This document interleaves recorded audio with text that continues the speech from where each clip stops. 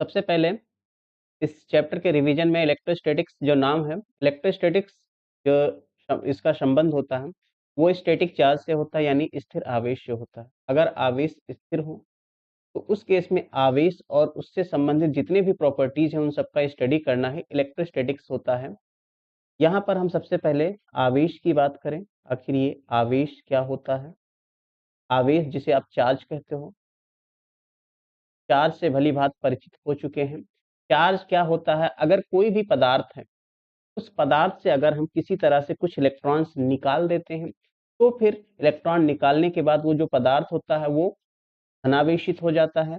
और अगर हम पदार्थ पर अतिरिक्त इलेक्ट्रॉन कहीं से ले आते हैं तो वो पदार्थ जो होता है वो ऋणावेशित हो जाता है। ठीक है, यानी आवेश उत्पन्न करने का मतलब ही सिंपल क्या है, किसी पदार्थ से या तो इलेक्ट्रॉन निकाल दीजिए या फिर कहीं से अतिरिक्त इलेक्ट्रॉन ले आइए। समझ में आया? अगर आप किसी पदार्थ पर अतिरिक्त इलेक्ट्रॉन लाते हो तो वो ऋणावेशित हो जाता है, और अगर किसी पदार्थ पर किसी पदार्थ से अगर आप इलेक्ट्रॉन निकाल देते हो तो वो धनावेशित हो जाता है। ठीक है, जैसे कि हम बात करें, अगर मैं सोडियम की बात करूं, सोडियम पर अगर सोडियम से आपने एक इलेक्ट्रॉन निकाल दिया, तो सोडियम से एक इलेक्ट्रॉन निकालने के बाद इस पर पॉजिटिव चार्ज आ जाता है।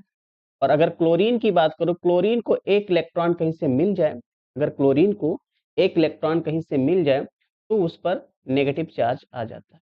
ठीक है, तो चार्ज का मतलब सिंपल क्या है, किसी पदार्थ से या तो इलेक्ट्रॉन निकाल दो या फिर उस पर अतिरिक्त इलेक्ट्रॉन ले आओ। ठीक है, और यहाँ पता चलता है कि जो चार्ज होता है, आवेश होता है, वो दो प्रकार का होता है।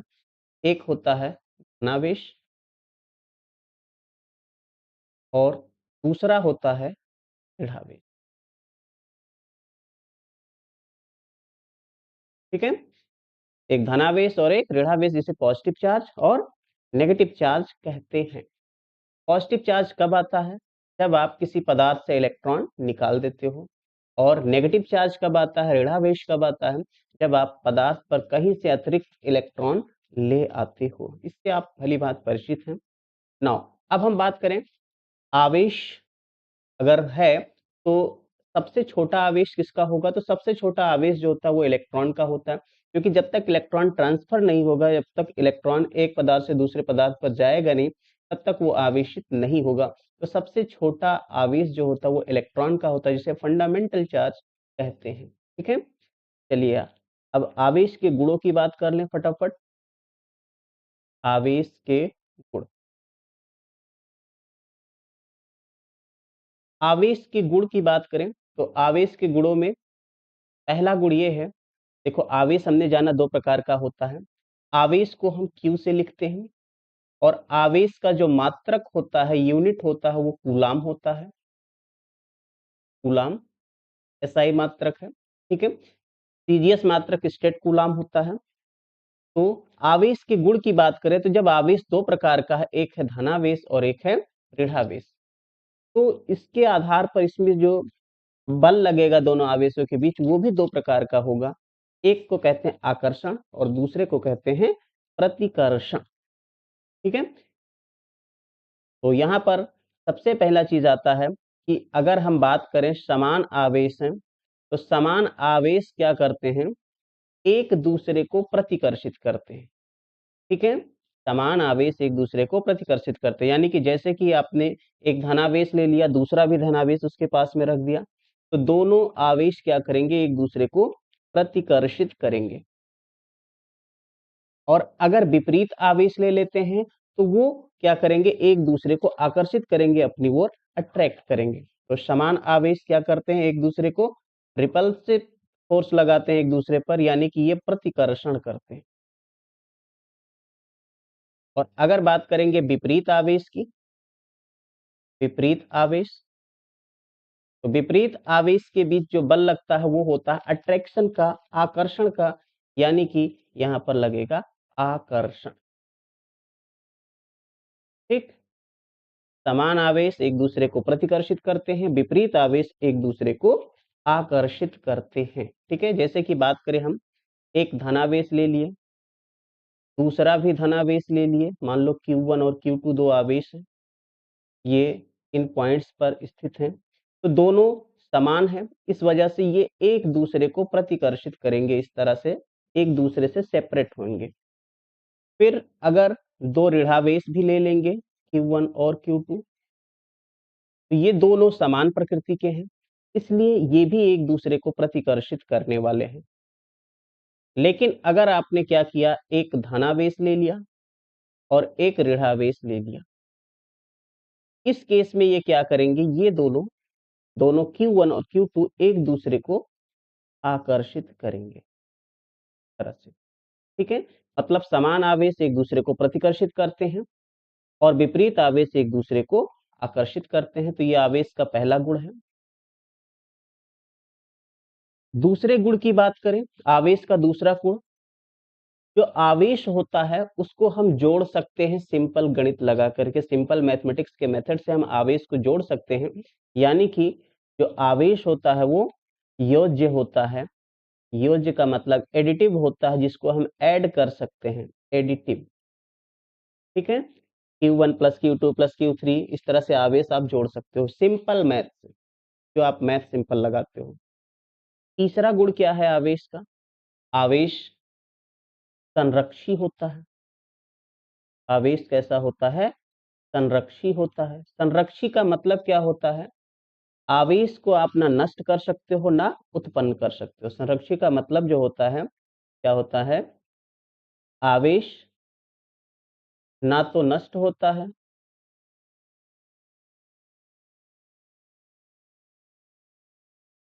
और ना ही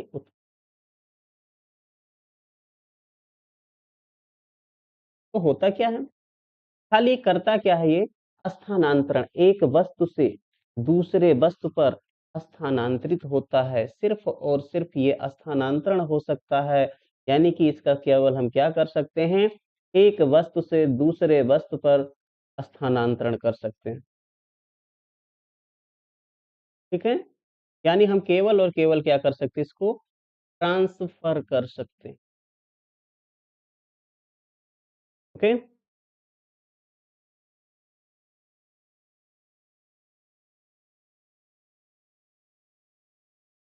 तीसरा गुण हो गया, और उम्मीद है आप यहाँ तक अच्छे से समझ में आया होगा आपको। एक और गुण होता है क्वांटीकृत। आवेश जो होता है वो क्वांटीकृत होता है। क्वांटीकृत, क्वांटीकरण से आप भली भांति परिचित हैं, जिसको आप सिंपल काउंट कर सको। तो आवेश क्वांटीकृत होता है। क्वांटीकृत का मतलब जो आवेश होता Q, ये हमेशा जो सबसे छोटा आवेश है यानी इलेक्ट्रॉन का आवेश है, उसके ऊपर निर्भर करता है, वो भी उसका पूर्ण गुणज होता है, प्लस माइनस Ne। आवेश हमेशा जो सूक्ष्म आवेश है, सबसे छोटा आवेश है, इलेक्ट्रॉन का आवेश है, उसका पूर्ण गुणज होता है। यहाँ यानी ध्यान रखना, 1 2 3 4 एंड सो ऑन, इस तरह से चलता है। ठीक है, ई क्या है, ई ये है इलेक्ट्रॉन का आवेश। इलेक्ट्रॉन का आवेश, और जिसके बारे में आप परिचित हैं, इसका मान होता था माइनस का 1.6 इंटू 10⁻⁻19 कूलम।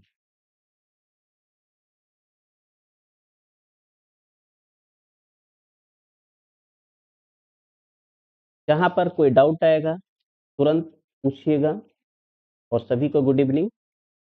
बस क्लास पर ध्यान दीजिए। ओके, चलिए आगे बढ़ते हैं। आवेश के ये गुण पढ़ने के बाद हमारा जो अगला टॉपिक आता है, जो सबसे इंपॉर्टेंट है, जिसे कहते हैं हम कूलाम का नियम।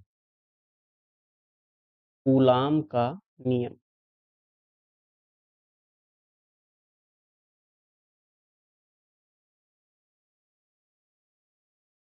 Coulombs law. कूलाम का नियम बहुत ही सिंपल सा नियम है, इसको आपने पढ़ रखा है पहले से। ये कहता क्या है कि दो बिंदु आवेश अगर ले लिया जाए, वो भी स्थिर हो, दो बिंदु आवेश अगर स्थिर हैं, तो उनके बस बीच जो बल लगेगा वैद्युत बल कहलाएगा। और वो जो वैद्युत बल होता है दो प्रकार का होता है, एक होता है आकर्षण और एक होता है प्रतिकर्षण। तो ये जो वैद्युत आकर्षण या प्रतिकर्षण बल होता, वो होता क्या है, दोनों आवेशों के गुणनफल के समानुपाती। और दोनों आवेशों के बीच की जो दूरी होगी उसके वर्ग के व्युत्क्रमानुपाती होता है। सिंपल, फिर से समझते हैं क्या है कि दो आवेश हैं, अगर हम दो बिंदु आवेश ले लेते हैं, एक यहाँ पर और एक यहाँ पर, एक आवेश है Q1 और दूसरा आवेश है Q2। तो अब अगर इनके बीच की जो दूरी है, दोनों आवेशों के बीच की दूरी अगर r हो, तो इनके बीच जो बल लगेगा आकर्षण भी हो सकता है, प्रतिकर्षण भी हो सकता है। तो कूलाम का नियम सिंपल कहता है कि जो ये बल होगा दोनों आवेशों के बीच, बिंदु आवेश है, ध्यान रखिएगा, वो समानुपाती होता है आवेशों के गुणनफल के, और व्युत्क्रमानुपाती होता दोनों आवेशों के बीच की जो दूरी है उस दूरी के वर्ग के, यानी कि इनवर्सली प्रोपोर्शनल हो जाएगा r। ठीक है, और इस बल की जो दिशा होगी ये Q1 और Q2 को जो मिलाने वाली रेखा है इसके अनुदिश होती है। ठीक है, अगर प्रतिकर्षण होगा तो इस तरह से हो जाएगा, इधर जो बल लगता है इसको पहले आवेश पर बल है और ये दूसरे आवेश पर बल है। पहले आवेश पर बल होता है दूसरे के कारण, और जो दूसरे आवेश पर बल होता है वो पहले आवेश के कारण होता है। ऐसे भी लिखते हैं। ठीक है, हरिशंकर तिवारी, हेलो बेटा। ठीक है, पढ़ाई पर ध्यान दो। इस तरह से दोनों आवेशों पर जो बल लगेगा एक दूसरे के कारण ही लगता है, और इसके अलावा इनकी जो परिमाण होते, इनके जो मान होते वो भी बराबर होते, बस खाली दिशा इनकी विपरीत होती है। तो दोनों आवेशों के बीच जो बल लगेगा वो क्या होगा, आवेशों के गुणनफल के समानुपाती, और इनके बीच की दूरी के वर्ग के व्युत्क्रमानुपाती होता है, यानी F प्रोपोर्शनल Q1 Q2 बटे r स्क्वायर। और इसके अलावा इस बल की जो दिशा होती है दोनों आवेशों को मिलाने वाली रेखा के अनुदिश होती है। ठीक है, अब अगर हम समानुपाती का चिन्ह हटाते हैं, तो समानुपाती का चिन्ह जब हटेगा तो एक नियतांक आता है, उस नियतांक को लिखेंगे 1/4 pi epsilon not Q1 Q2 बटे r स्क्वायर। ये फार्मूला निकल कर आएगा।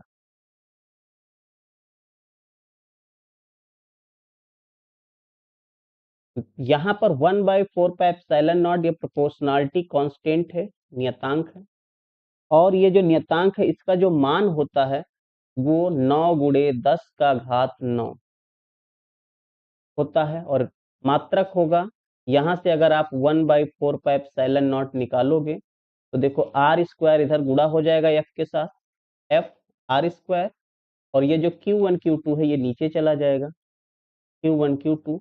तो इसकी सहायता से इसका जो मात्रक लिखोगे, देखो बल का मात्रक होता न्यूटन, दूरी का मात्रक होता मीटर, स्क्वायर है तो स्क्वायर, और नीचे Q1 Q2 आवेश है, आवेश की मात्रक क्या होते हैं, कूलाम, तो कूलाम पावर -2 हो जाएगा। ठीक है, यहाँ जो एप्सिलॉन नॉट है इसको क्या कहते हैं, जो एप्सिलॉन नॉट इसको कहते हैं निर्वात की विद्युतशीलता, निर्वात की विद्युतशीलता कहते हैं। और इसका मान क्या होता है, इसका मान होता है 8.85 गुणे 10 का घात -12।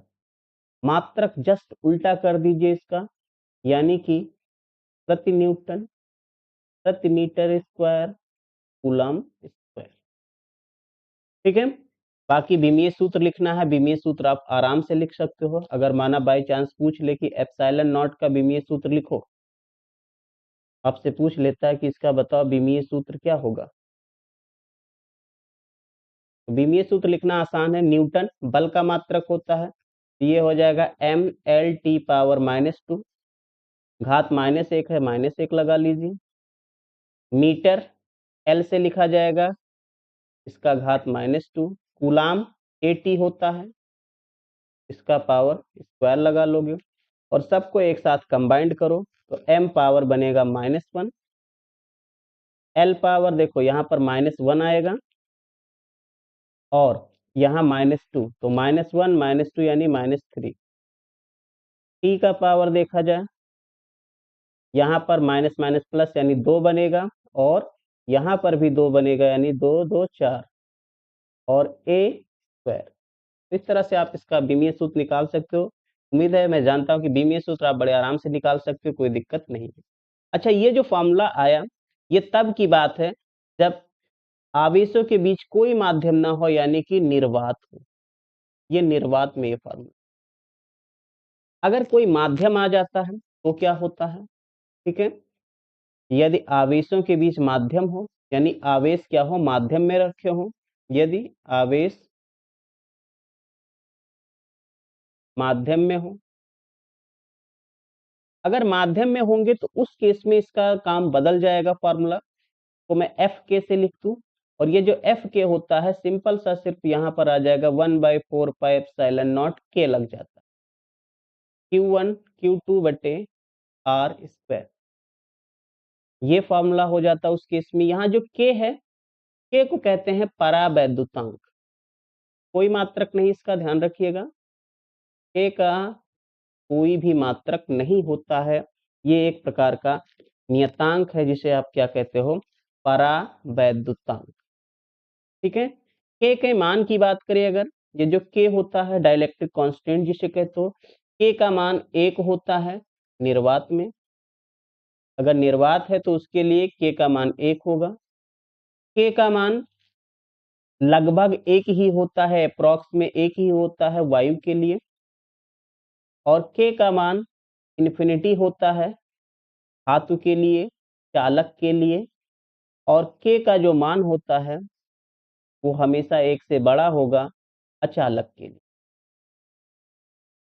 ठीक है, अगर चालक है तो के का मान अनंत होता है, अचालक है तो के का मान 1 से बड़ा होता है। वायु और निर्वात के लिए के का मान 1 ही लिया जाता है। ठीक है, तो ध्यान रखना। अब देखो यहाँ के नीचे आ गया, इसका मतलब इसने क्या किया, इस बल के मान को कम कर दिया। ठीक है, के का मान जब अगर 1 से बड़ा है, इस वजह से बल क्या होता, घट जाता। तो यहाँ पर आप याद रख सकते हो कि जो के होता है, एक्चुअल में के कैसे निकलेगा। के जो निकलेगा, अगर आप एफ अपॉन एफ के कर देते हो तो के निकल आता है। डाइलेक्ट्रिक कांस्टेंट निकालने का तरीका क्या है, निर्वात में बल बटे माध्यम में बल। ठीक है, और इसको आप ऐसे याद रख सकते हो कि जो एफ के होगा वो एफ बटा के हो जाएगा। मतलब जब भी माध्यम आएगा आवेशों के बीच, तो क्या होगा, जो बल होगा वो घट जाएगा, बल का मान हमेशा घट जाएगा। ठीक है, अच्छा सोचो, अगर धातु आ जाए, दोनों आवेशों के बीच धातु आ जाए, तो के का मान तो अनंत हो जाएगा। और अनंत हो गया तो समथिंग बटे अनंत क्या होता है, 0। उस केस में जो बल हो जाएगा आवेशों के बीच 0 हो जाएगा। ठीक है, जल के लिए के का मान 80 या 81 के करीब होता है। ठीक है, अब इस पे जैसे कि एग्जाम्पल के लिए अगर हम कह दें कि अगर निर्वात में निर्वात में आवेशों के बीच जो बल है वो कह दिया जाए कि 80 न्यूटन है, तो पानी में कितना हो जाएगा? अगर आवेशों को हम पानी में रख दें तो उस केस में बल कितना हो जाएगा? तो जब पानी में अगर आपको निकालना है तो क्या करेंगे, बल बटे पानी का डाइलेक्ट्रिक कांस्टेंट लिख देंगे। और पानी का जो डाइलेक्ट्रिक कांस्टेंट होता है Kw, वो होता है 80। तो F बराबर 80 न्यूटन, और इसका मान हो गया 80, 80 बटे 80 यानी 1 न्यूटन। देख सकते हो बल कितना घट गया। ठीक है, तो जब भी कोई परावैद्युत माध्यम आता है, यानी परावैद्युत का मतलब अचालक माध्यम आता है, तो वो बल को घटा देता है। उम्मीद है यहाँ तक आप समझ गए होंगे, कोई दिक्कत नहीं होगी। अगर कोई डाउट आता है तो पूछ भी सकते हो बीच में, कोई दिक्कत नहीं। नाउ अब बात करेंगे कूलाम बल और गुरुत्वाकर्षण बल की तुलना करनी है हमको। कूलाम बल और गुरुत्वाकर्षण बल की तुलना। आप मेन पॉइंट चाहो तो नोट कर सकते हो, बाकी आपने सब कुछ नोट्स बना रखा है, कोई दिक्कत नहीं है। आप समझने का प्रयास करिए, बस रिवीजन करना है। हम बात करें कूलाम के नियम और गुरुत्वाकर्षण बल की तुलना, यानी कि कूलाम बल और गुरुत्वाकर्षण बल की तुलना।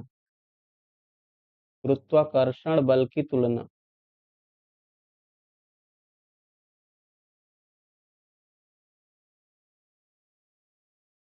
गुरुत्वाकर्षण बल और कूलाम बल की जब तुलना की बात आती है ना, तो तुलना में आपको दोनों चीजें लिखनी, समानता भी और असमानता। तो सबसे पहले हम बात करें कि इनमें समानताएं क्या हैं। आखिर क्या समानताएं हैं? समानताएं अगर देखना है तो पहले दोनों के फॉर्मूले पता होने चाहिए। जब आप इलेक्ट्रिक फोर्स की बात करते हो तो ये होता 1/4πε0 के Q1 Q2/r²। और जब गुरुत्वाकर्षण बल की बात करते हो तो ये क्या होता है, कैपिटल जी M1 M2/r²। तो दोनों फार्मूले लगभग मिलते जुलते दिखते हैं। जब दोनों फार्मूले मिलते जुलते दिखते हैं, इसका मतलब इनमें कुछ समानताएं जरूर होंगी। तो क्या समानताएं दिख रही है? पहली चीज अगर देखा जाए तो दोनों में नीचे r² दिख रहा है, दिख रहा है। तो दोनों में r² दिख रहा है, इसको कहते हैं व्युत्क्रम वर्ग का नियम। तो पहला चीज इसमें जो समानता है वो क्या है, दोनों व्युत्क्रम वर्ग के नियम का पालन करते हैं।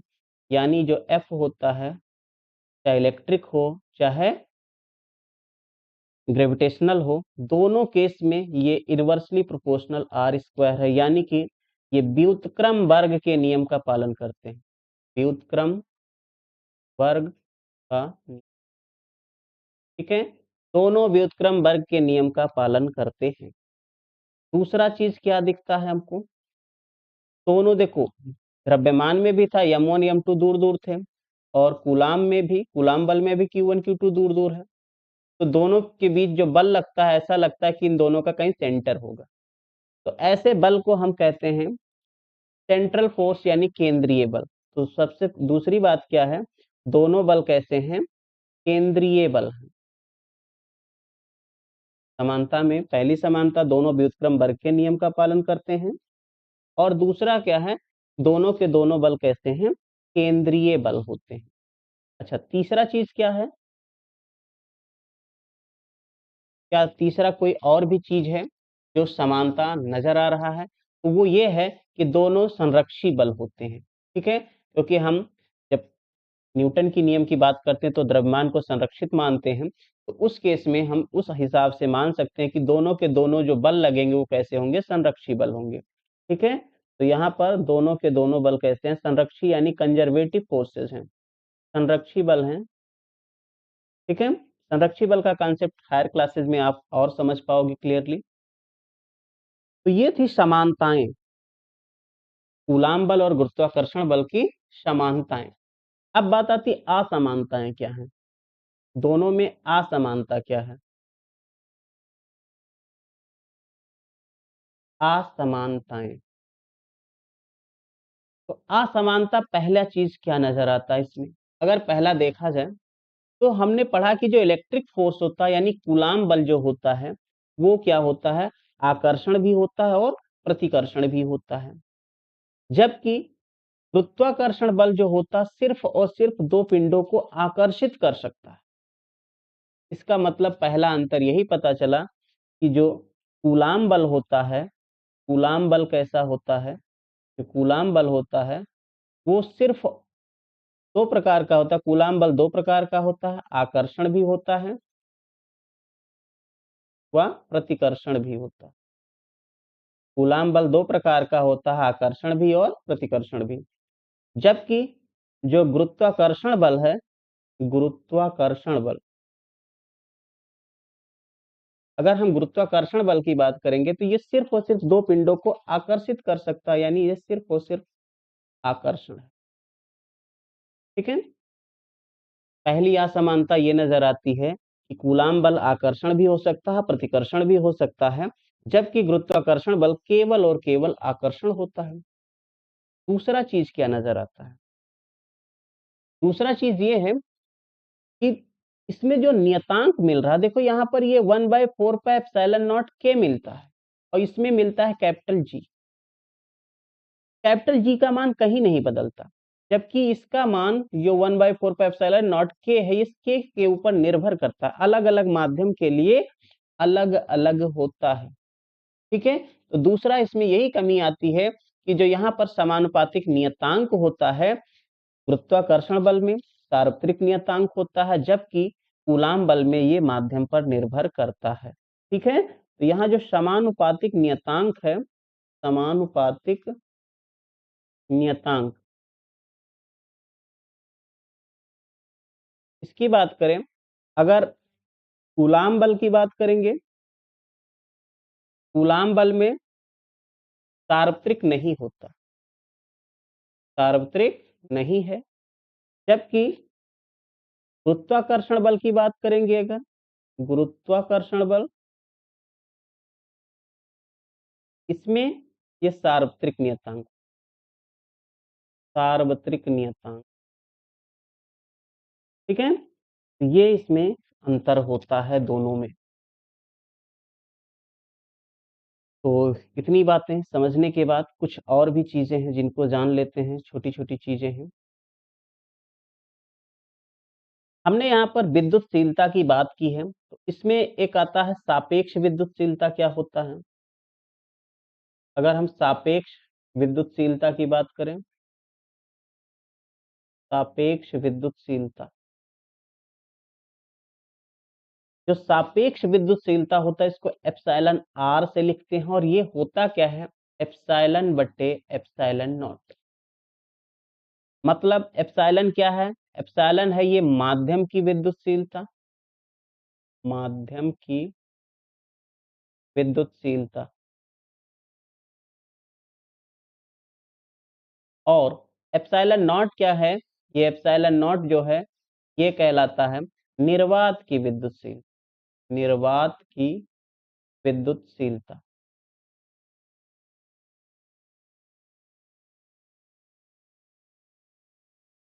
ठीक, एप्सिलॉन माध्यम की विद्युतशीलता और एप्सिलॉन नॉट क्या होता है? निर्वात की विद्युतशीलता। अच्छा देखो, यही के भी बराबर होता है, ध्यान रखिएगा, सापेक्ष विद्युतशीलता और परावैद्युतांक बराबर होते हैं। ठीक है, मतलब के निकालने के दो फार्मूले बने, एक तो आप एप्सिलॉन बटे एप्सिलॉन नॉट कर सकते हो, और दूसरा क्या हो सकता है? एफ बटे एफ के।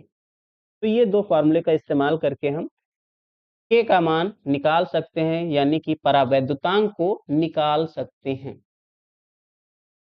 यहां तक किसी को कोई डाउट? अगर डाउट ना हो तो आगे बढ़े हम।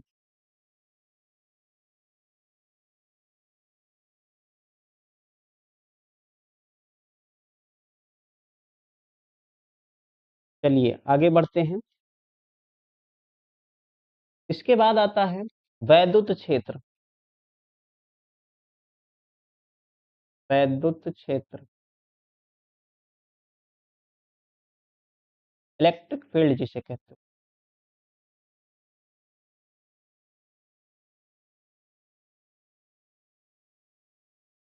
चलिए, वैद्युत क्षेत्र यानी इलेक्ट्रिक फील्ड क्या होता है? इलेक्ट्रिक फील्ड ये होता है जैसे कि अगर हम कोई एक ऐसा क्षेत्र ले लें जिसमें कोई एक छोटा सा आवेश लेकर जाएं, और अगर उस आवेश पर कूलाम बल फील हो, अनुभव हो, तो कहते हैं कि वहां पर वैद्युत क्षेत्र है। ठीक है, वैद्युत क्षेत्र क्या होता है? वह क्षेत्र जिसमें कोई अल्प आवेश क्या करता है? कूलाम बल का अनुभव करता है। समझ में आया? तो वैद्युत क्षेत्र का मतलब सिंपल होता है कि जो कोई भी आवेश हो, आवेश के चारों ओर का क्षेत्र, चारों ओर का क्षेत्र, चारों ओर का क्षेत्र, जिसमें कोई परीक्षण आवेश ले लिया जाए, जिसे टेस्ट चार्ज कहते हैं, परीक्षण आवेश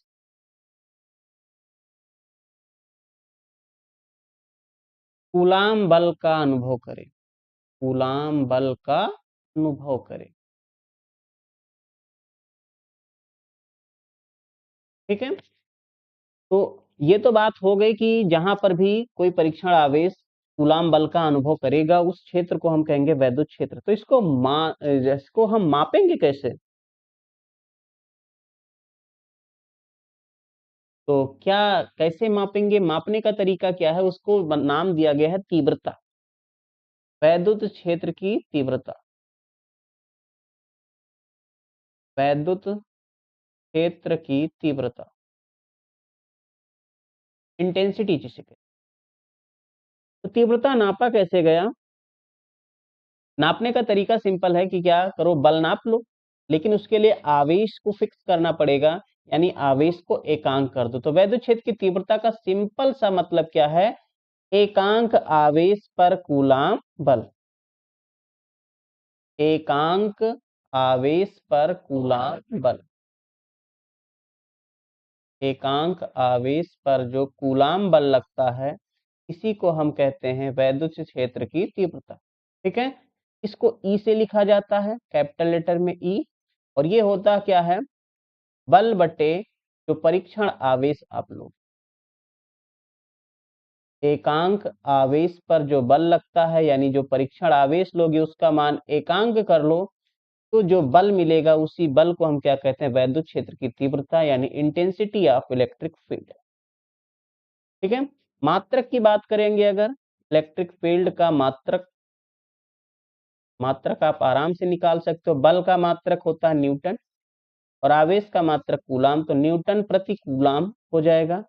और भी मात्रक होते हैं जो आगे पढ़ चुके हैं, वोल्ट प्रति मीटर भी होता है, ये भी होता है इसका मात्रक। या एक और मात्रक होता है जूल पर कूलाम मीटर। ठीक है, तीन मात्रक आप इस्तेमाल कर सकते हो, एक न्यूटन प्रति कूलाम, या वोल्ट पर मीटर, या जूल प्रति कूलाम मीटर। तो ये तीन मात्रक आप याद रखिए, वैद्युत क्षेत्र की तीव्रता के ये तीन मात्रक होते। ठीक, चलिए आगे बात करें। अगर विमीय सूत्र निकालना हो तो वो भी निकाल सकते हो। इसका विमीय सूत्र अगर निकालना है तो बल का विमीय सूत्र जानते हो, mL/-2, और Q का होता है AT। सबको कंबाइंड कर दो, m l और t पावर देखो -2 ऊपर है, एक t नीचे है, तो जाएगा -3, और a ऊपर जाएगा a पावर -1।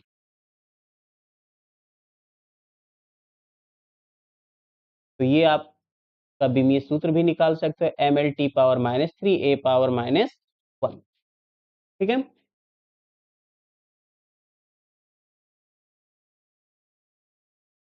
आगे अगर हमको निकालना है बिंदु आवेश के कारण वैद्युत क्षेत्र की तीव्रता, बिंदु आवेश के कारण वैद्युत क्षेत्र की तीव्रता,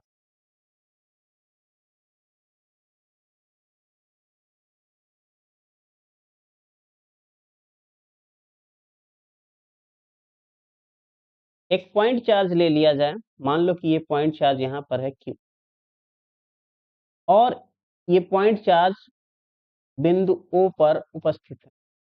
इससे R दूरी पर एक पॉइंट है यहाँ पर P। इस पॉइंट P पर आपको पता करना है कि आखिर वैद्युत क्षेत्र कितना होगा। तो इसके लिए क्या करो, यहाँ पर एक टेस्ट चार्ज रखो Q0, या आप परीक्षण आवेश कहते हो, टेस्ट चार्ज, और इस पर बल कैलकुलेट कर लो कि कितना बल लगेगा। ठीक है, तो इस पर जब बल लगाओगे तो F इक्वल टू क्या बनेगा? F इक्वल टू बनेगा, पहले से परिचित है, 1/4πε0 Q1 Q2 यानी Q Q0 बटे दूरी का स्क्वायर, ये हो जाएगा बल। के बाद बल की दिशा जो होती है, याद रखिएगा, बल की जो दिशा होगी वो वैद्युत क्षेत्र की दिशा ही होती है। जो वैद्युत क्षेत्र की दिशा होगी वो बल की दिशा होगी, यानी इस डायरेक्शन में ये बल लगेगा। परीक्षण आवेश को जनरली पॉजिटिव चार्ज लेते हैं, तो उसी के अनुसार हम निकालेंगे डायरेक्शन। तो ये बल की दिशा है, तो सेम डायरेक्शन वैद्युत क्षेत्र की भी होगी। तो वैद्युत क्षेत्र E इक्वल टू क्या होता है? ये होता है F/Q0। अब जैसे ही F का मान आप ये वाला मान रखोगे इसमें, ये वाला मान इसमें रखोगे, तो Q0 कट जाएगा। तो इलेक्ट्रिक फील्ड बिंदु आवेश के कारण क्या आ जाएगा? 1/4πε0। एक Q बचेगा, नीचे R² बचेगा। ये बिंदु आवेश के कारण वैद्युत क्षेत्र की तीव्रता होती है, जिसमें E प्रोपोर्शनल है Q/R। अगर आप ग्राफ खींचते हो इलेक्ट्रिक फील्ड और आवेश के बीच, तो एक सीधी लाइन मिलेगी। और अगर आप ग्राफ खींचते हो इलेक्ट्रिक फील्ड और दूरी के बीच, तो ये इनवर्सली प्रोपोर्शनल का ग्राफ इस तरह से भी।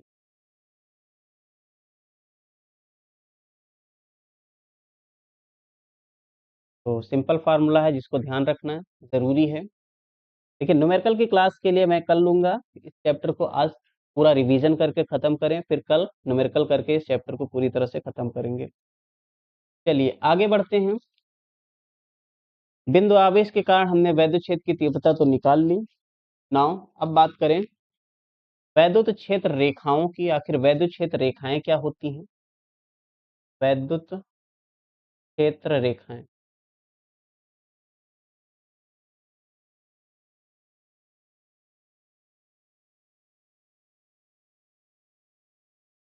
वैद्युत क्षेत्र रेखाएं एक्चुअल में बात करें कि आखिर ये होती क्या है वैद्युत क्षेत्र रेखाएं। तो अगर वैद्युत क्षेत्र में हम कोई आवेश रखते छोटा सा, तो आवेश पर बल लगेगा, और अगर आवेश बहुत हल्का हो तो क्या करेगा, वो चलेगा।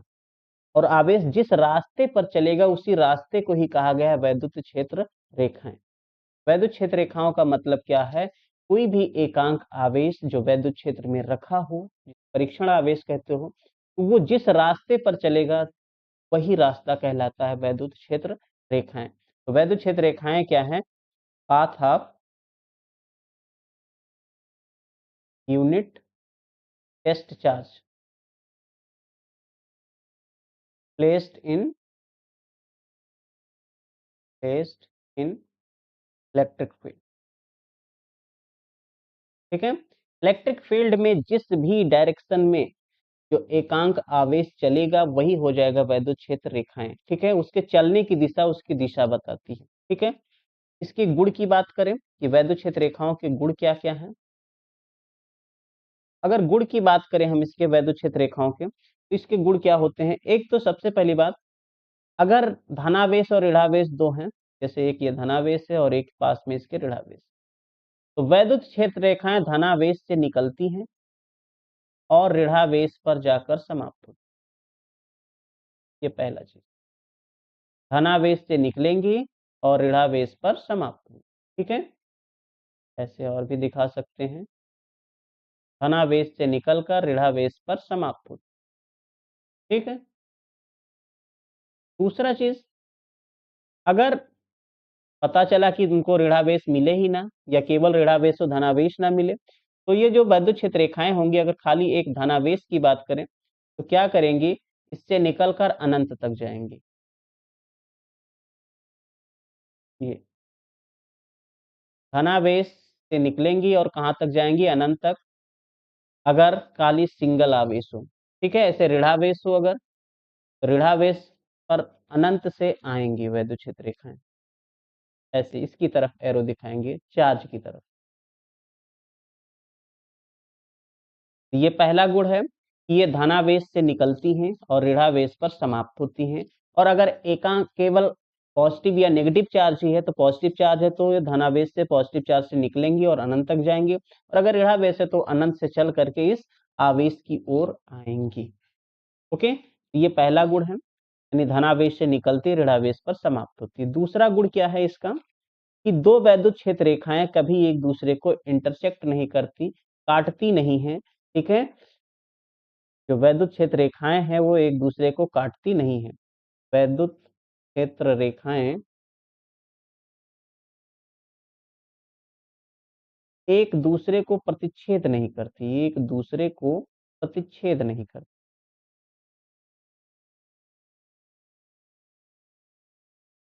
नहीं करती। करें तो क्या होगा, देखो एक्चुअल में दूसरा नियम पढ़ने से पहले ये चीज जानना जरूरी है। तो मैं चलो तीसरा नियम डाल देता हूं कि जैसे कोई भी वैद्युत क्षेत्र रेखा है, इसके किसी भी बिंदु पर अगर आपने एक स्पर्श रेखा खींचा, तो ये जो स्पर्श रेखा होगा इस बिंदु पर वैद्युत क्षेत्र की दिशा बताता है। और ये जो दिशा होती है वो यूनिक होती है, जो डायरेक्शन होता है वो कैसा होता है, यूनिक होता है, अद्वितीय होता है, एक से ज्यादा नहीं हो सकता। और डायरेक्शन मिलता कैसे है, वैद्युत क्षेत्र रेखा के किसी भी बिंदु पर स्पर्श रेखा खींचने के बाद। तो जब ये यूनिक है, इस वजह से अगर दो रेखाएं मान लो एक दूसरे को काटती हैं ऐसे, तो एक तो ये स्पर्श बिंदु पर ये स्पर्श रेखा, और दूसरी स्पर्श रेखा ये हो जाएगी। मतलब इस बिंदु पर वैद्युत क्षेत्र की दो दिशाएं बनेंगी और दो दिशाएं हो नहीं सकती क्योंकि सदिश राशि है वैद्युत क्षेत्र। इस वजह से ये कभी एक दूसरे को प्रतिच्छेद नहीं करती है। ओके। चौथा गुण की बात अगर हम करें तो अगर कोई भी पृष्ठ है, मान लो कि ये पृष्ठ है और इससे वैद्युत क्षेत्र रेखाएं निकल रही हैं तो ये हमेशा पृष्ठ से 90 डिग्री के कोण पर निकलेंगी। ध्यान रखिएगा, हमेशा वैद्युत क्षेत्र रेखाएं किसी भी पृष्ठ पर 90 डिग्री से ही निकलती हैं। ठीक है, हमेशा लंबवत ही रहेंगी। और इसके अलावा पांचवी बात याद रखना, अगर आवेश Q है तो उससे कुल कितनी वैद्युत क्षेत्र रेखाएं निकलेंगी, तो वो होती है Q बटे एप्सिलॉन नॉट। ये है वैद्युत क्षेत्र रेखाओं की संख्या, वैद्युत क्षेत्र रेखाओं की संख्या, जिसको एक्चुअल में हम नाम देते हैं वैद्युत फ्लक्स। ठीक है, आवेश Q है तो आवेश Q से Q बटे एप्सिलॉन नॉट वैद्युत क्षेत्र रेखाएं निकलेंगी। तो कोई दिक्कत नहीं होनी चाहिए यहाँ पर। आगे बढ़ते हैं। बात करें अगर हम वैद्युत द्विध्रुव क्या होता है। वैद्युत द्विध्रुव यानी कि जिसे कहते हो electric dipole. Electric dipole, electric dipole वैद्युत द्विध्रुव एक्चुअल में है क्या। अगर हम क्या करें, एक ऋणावेश ले लें और एक धनावेश ले लें, दोनों का मान बराबर हो। ठीक है, ये मान लो इस तरह से यहाँ स्थित है बिंदु ए और बिंदु बी पर, और ये बहुत सूक्ष्म दूरी पर हो, बहुत ही सूक्ष्म दूरी पर हो, तो ये जो इनका निकाय होता है, इसी निकाय को कहते हैं हम वैद्युत द्विध्रुव। ठीक है, इनके बीच की दूरी मान लेते हैं 2L। तो वैद्युत द्विध्रुव क्या होता है, दो बराबर व विपरीत आवेश से बना होता जो अल्प दूरी पर स्थित। सिंपल परिभाषा क्या हो जाएगी, अल्प दूरी पर स्थित दो बराबर व विपरीत आवेशों से बना निकाय वैद्युत द्विध्रुव कहलाता है। के एग्जाम्पल हैं जैसे कि HCl हो जाएगा, H2O हो जाएगा, ये सब वैद्युत द्विध्रुव के उदाहरण, यानी जो ध्रुवीय अणु होते हैं वो वैद्युत द्विध्रुव के उदाहरण होते हैं। ठीक है, केमिस्ट्री में आपने पढ़ रखा है कि ध्रुवीय अणु और अध्रुवीय अणु कौन से होते हैं। तो HCl H2O इनके वैद्युत द्विध्रुव के उदाहरण हो जाएंगे।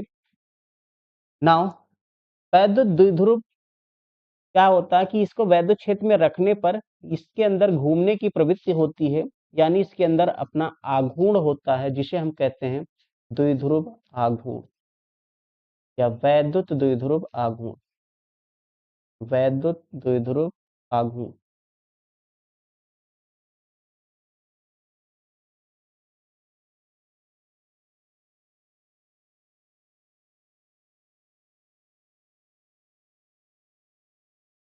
वैद्युत द्विध्रुव आघूर्ण क्या होगा। तो वैद्युत द्विध्रुव आघूर्ण जो होता है एक्चुअल में ये माइनस चार्ज से प्लस चार्ज की ओर डायरेक्टेड होता है, इसको P से लिखते हैं।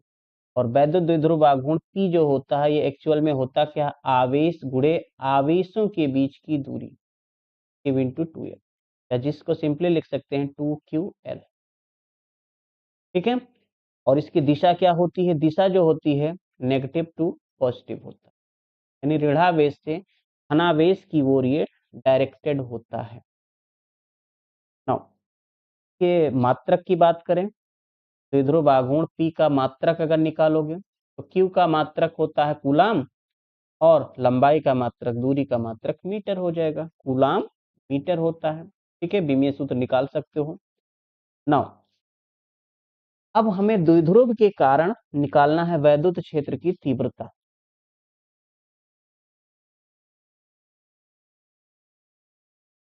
द्विध्रुव के कारण वैद्युत क्षेत्र की तीव्रता, द्विध्रुव के कारण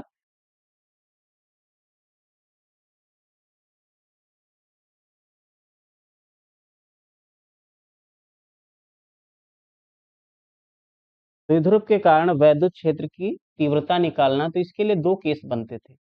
एक होता था अक्षीय स्थिति में और दूसरा होता था निरक्षीय स्थिति। पहला बात करते हैं हम अक्षीय स्थिति। अक्षीय स्थिति में, यानी कि हम द्विध्रुव ले लें एक तरह से, जो कि बना हुआ है -q और +q आवेश से। ए बी है ये द्विध्रुव, इनके बीच की दूरी जो है वो 2l है। इसका मध्य बिंदु होगा O, और इसके मध्य बिंदु से r दूरी पर यहाँ पर एक पॉइंट है P। इस पॉइंट P पर हमको निकालना है वैद्युत क्षेत्र की तीव्रता क्या हो। तो निकालने के लिए देखो, अगर हम धनावेश की बात करेंगे तो धनावेश से बाहर की ओर डायरेक्टेड होता है इलेक्ट्रिक फील्ड, E1 से लिख दें, और -q आवेश के कारण करेंगे तो ये इसके विपरीत दिशा में ये हो जाएगा, इसको E2 लिख। दोनों के डायरेक्शन बराबर और विपरीत होंगे, सॉरी बराबर नहीं, बराबर की बात नहीं करेंगे, दोनों के डायरेक्शन एक दूसरे के विपरीत हैं।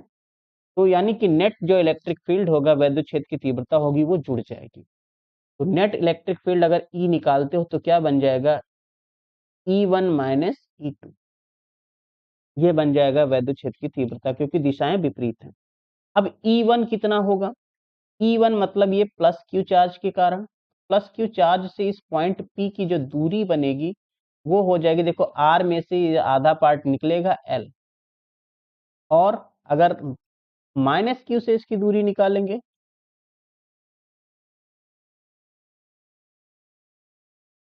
-q से अगर इसकी दूरी निकालेंगे तो इसमें क्या हो जाएगा, R प्लस L हो जाएगा। इससे परिचित है,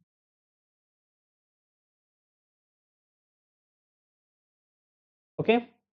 चलिए मान रख देते हैं, E1 निकालेंगे, बिंदु आवेश के कारण अभी फॉर्मूला पढ़ा था, क्या हो जाएगा 1/4πε0 q बटे दूरी कितना है, E1 मतलब प्लस आवेश से R माइनस एल का होल स्क्वायर, माइनस 1/4πε0, ये बन जाएगा q बटे R प्लस एल का होल स्क्वायर।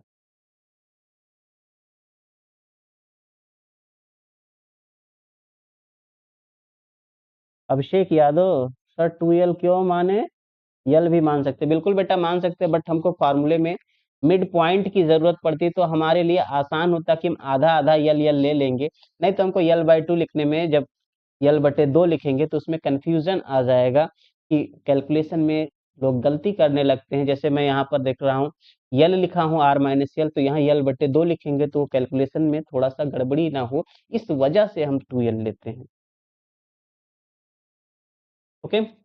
चलिए इसमें से जो कॉमन हो सके कॉमन कर लीजिए, तो इसमें मुझे दिख रहा है ऊपर q कॉमन है और नीचे 4πε0 कॉमन है, बचेगा 1/r-l का होल स्क्वायर और -1/r+l का होल स्क्वायर, ठीक है। इसे और सॉल्व करें, q/4πε0, यहाँ देखो r+l इधर गुणा कर दो, r+l का होल स्क्वायर, माइनस r-l इधर तिरछा गुणा कर दोगे, r-l का होल स्क्वायर, और नीचे a minus B, a plus B है, यानी a square minus B square, और होल स्क्वायर है ही, होल स्क्वायर लगा दो। नाउ और क्या लिख सकते हैं इसको, q/4πε0, यहाँ पर a square minus B square दिख रहा है, तो a square minus B square का फॉर्मूला होता है a plus B into A minus B, आप उसका इस्तेमाल कर लो। एक बनेगा r plus L plus R minus L, और दूसरा बनेगा r plus L minus R minus minus plus L, यानी a plus B into A minus B हमने। नीचे R square minus L square का होल स्क्वायर, यहाँ यल से यल कटेगा और इसमें आर से आर कटेगा, तो E इक्वल टू बनेगा क्या, q/4πε0, ऊपर r और r हो जाएगा 2r, और यल हो जाएगा 2l, ठीक। और नीचे है R square minus L square का होल स्क्वायर।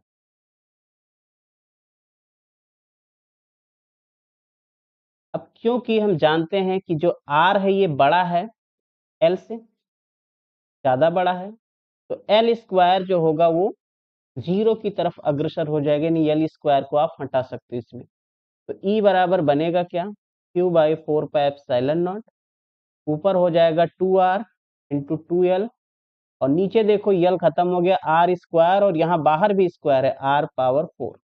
तो आर से यहाँ एक आर कटेगा, तो ई बराबर बनेगा 1/4 पाई एप्सिलॉन नॉट 2q, और यल को एक साथ कर लेंगे और बाहर लगा लेंगे 2, ये 2 बार 2 है ना, इसमें एक 2 बाहर कर लिया, एक 2 को अंदर कर लिया, और r से यहाँ एक कट जाएगा तो नीचे आ जाएगा आर क्यू। और हम जानते हैं p बराबर होता है 2ql, द्विध्रुव आघूर्ण जिसे कहते हैं।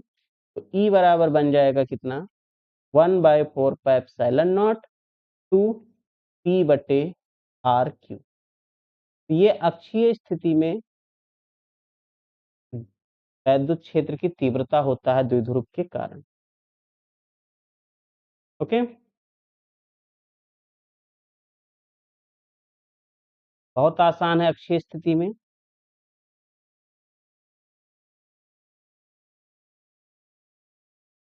तो भी कह रहे सर समझ नहीं आया, क्या समझना है बेटा, इसको तो मैं कई बार करा चुका हूँ, क्लास में भी मैंने कई बार कराया है इसको। एक बार फिर से ट्राई करो, क्योंकि यहाँ कैलकुलेशन तो करना ही पड़ेगा, बिना कैलकुलेशन किए कुछ नहीं कर सकते, कैलकुलेशन करना पड़ता है। सबसे पहले अक्षीय स्थिति में एक पॉइंट P लिया जिसकी दूरी यहाँ O से R है, प्लस आवेश के कारण बाहर की तरफ वैद्युत क्षेत्र की तीव्रता माइनस के कारण आवेश की तरफ हो जाएगा, यानी नेट इलेक्ट्रिक फील्ड P पर हो जाएगा E1 माइनस E2। फिर क्या करो, E1 बिंदु आवेश के कारण वैद्युत क्षेत्र की तीव्रता 1/4 पाई एप्सिलॉन नॉट क्यू बटे आर स्क्वायर, आर मतलब दूरी, तो प्लस आवेश से दूरी है आर माइनस एल, और माइनस आवेश से दूरी है आर प्लस एल, मान रख दो, जो कॉमन हो कॉमन कर लो, थोड़ा सा कैलकुलेशन करो यहाँ पर ए स्क्वायर माइनस बी स्क्वायर वाला सूत्र मैंने लगाया, अगर आपको नहीं आता तो ए प्लस बी का होल स्क्वायर और ए माइनस बी का होल स्क्वायर एक्सपेंड कर दो, तो भी आपको यही रिजल्ट मिलेगा। और डायरेक्ट अगर आप a plus B into A minus B वाला करते तो भी यही रिजल्ट आने वाला है। तो यहाँ पर आपके पास कैलकुलेशन हो करके q/4 pi epsilon not 2r into 2l, और नीचे R square minus L square का होल स्क्वायर, क्योंकि यहाँ पर a minus B into A plus B हो जाएगा। नाउ आगे, क्योंकि r हम देख रहे हैं कि यल से बहुत बड़ा है, तो यल स्क्वायर को नगण्य मान लेंगे, यानी यल स्क्वायर को 0 रख दीजिए। तो ये बनेगा q/4 pi epsilon not 2r into 2l, और बटे आर स्क्वायर, और बाहर भी स्क्वायर है तो r पावर 4 हो जाएगा। एक r कट जाएगा इसमें से, r से यहाँ से ये कटेगा तो यहाँ 3 बचेगा, r क्यूब हो जाएगा। 2q और यल को एक साथ कर लिया, और एक जो 2 बचा उसको आगे लगा लिया, 2 इंटू 2ql। तो इस तरह से 2ql को हम p लिख देंगे, और p लिखने के बाद ये बन जाएगा 1/4 पाई एप्सिलॉन नॉट 2p बटे आर क्यू।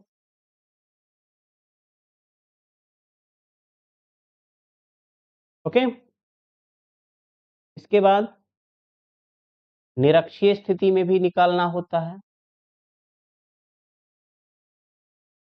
निरक्षीय स्थिति में, निरक्षीय स्थिति में यल टेंस टू जीरो नहीं, अरे बेटा सिंपल सी बात है, देखो यल जो होगा, मान लो कि आर जो है वो है 100 मीटर या 10 मीटर है, और एल जो होता है वो होता है 10 का घात माइनस 6 मीटर मान लो। तो यल कितना छोटा है, लगभग एल स्क्वायर अगर करोगे तो क्या हो जाएगा, 10 का घात माइनस 12, मतलब कि 0 दशमलव के बाद 0 0 लगाते लगाते 12 अंक, जो कि लगभग क्या हो जाएगा, जीरो ही तो उसको मान सकते हैं, इसीलिए एल स्क्वायर को हमने 0 कर दिया। ओके प्रशांत बेटा, ठीक है, क्योंकि आर बड़ा होता है और यल बहुत छोटा, और छोटी राशि का वर्ग करते हो ना तो और छोटा हो जाता है, इस वजह से उसको अप्रोक्स में हम 0 ले लेते हैं। समझ गए?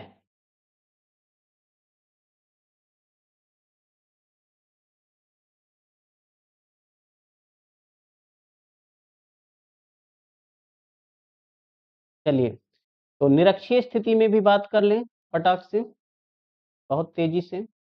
यहाँ पर निरक्षीय स्थिति का मतलब हम एक यहाँ पर डाइपोल ले लें, क्योंकि माइनस क्यू और प्लस क्यू आवेश से बना है, ये है ए बी, और इसके मध्य बिंदु ओ से आर दूरी पर एक पॉइंट है पी, जहां पर हमें निकालना है कि आखिर क्या होगा वैद्युत क्षेत्र की तीव्रता। इसके लिए करें क्या, ए से और बी से इसको मिला दें।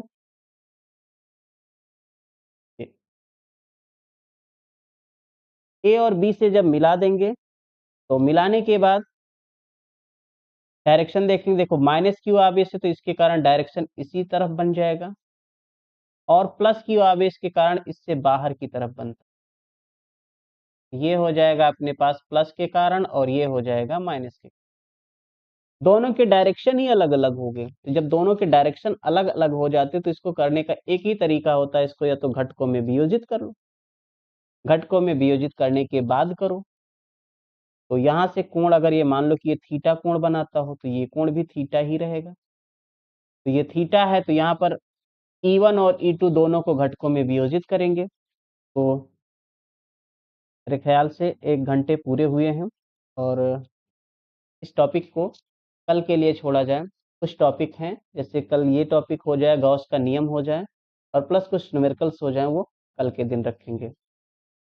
तो निरक्षीय स्थिति वाला काम कल करते हैं।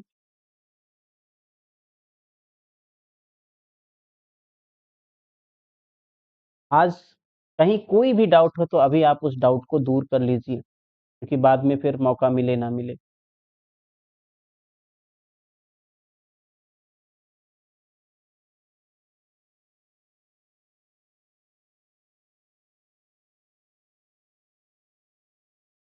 ठीक है, तो आज के लिए बंद किया जाए। सभी को गुड नाइट,